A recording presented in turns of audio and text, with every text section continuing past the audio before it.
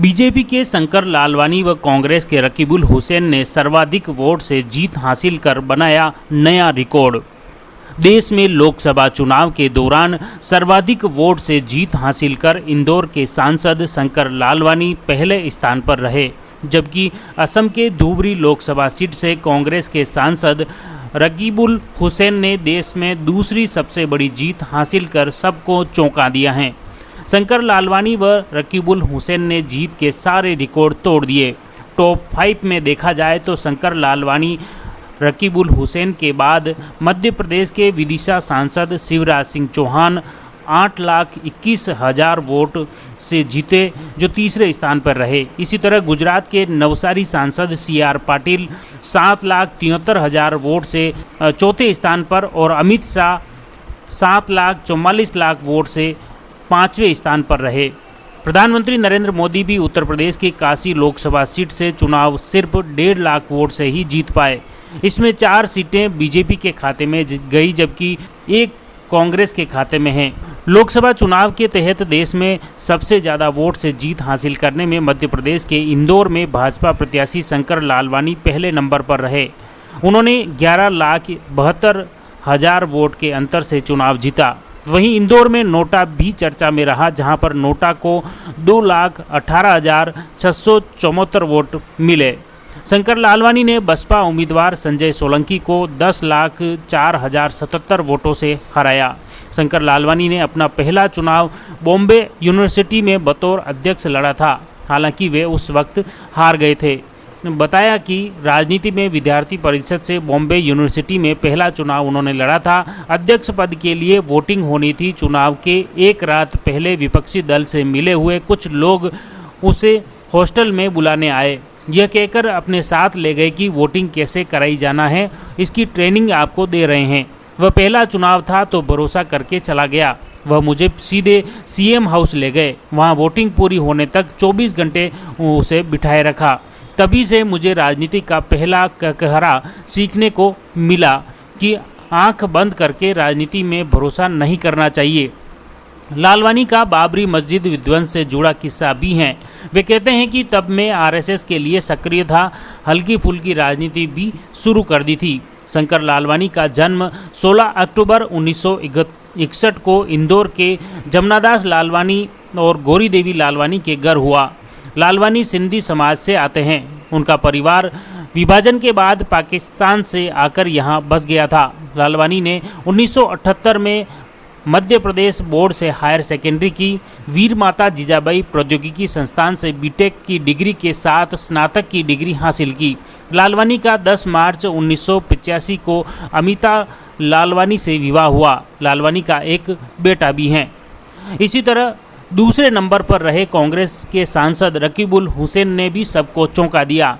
कांग्रेस के रकीबुल हुसैन के प्रभाव के चलते MIUDF प्रमुख बदरुद्दीन अजमल का घमंड और वोट शेयर इस सुनामी की प्रचंड लहर में बह गया। न केवल अजय अजमल का दौर खत्म हुआ, बल्कि कांग्रेस सांसद रकीबुल हुसैन ने रिकॉर्ड मतों के अंतर से जीत दर्ज की। असम के धुबरी लोकसभा सीट से कांग्रेस उम्मीदवार रकीबुल हुसैन ने रिकॉर्ड 10,12,476 वोटों से जीत दर्ज की है। राज्य में कांग्रेस विधायक दल के उपनेता रकीबुल हुसैन ने इस बार सामगुरी विधानसभा क्षेत्र छोड़कर MIUDF प्रमुख बदरुद्दीन अजमल के गढ़ धुबरी लोकसभा सीट से चुनाव लड़ा। चुनाव से पहले सबके मन में यह सवाल था कि क्या हुसैन अजमल को हरा पाएंगे, जो लगातार चौथी बार सांसद पहुंचने की उम्मीद लगाए बैठे हैं। कांग्रेस उम्मीदवार रकीबुल हुसैन ने इस सीट पर पार्टी का टिकट मिलने के बाद बदरुद्दीन अजमल को कड़ी चुनौती दी थी। जब 4 जून को नतीजे घोषित हुए तो रकीबुल हुसैन न केवल अजमल को उनके किले से बाहर कर दिया, बल्कि 3 बार के सांसद को करारी हार भी दी। 4 जून की रात को मतगणना पूरी होने के बाद जनता ने जो जनादेश दिया, उसके अनुसार रकीबुल हुसैन को 14,71,885 वोट मिले, जबकि अजमल को 4,59,409 वोट ही मिल पाए। वहीं NDA गठबंधन समर्थित AGP उम्मीदवार जावेद इस्लाम को 4,38,594 वोट मिले। लोकसभा चुनाव 2024 के नतीजों पर जब रकीबुल हुसैन ने रिकॉर्ड मतों से जीत दर्ज की तो यह चर्चा का विषय बन गया।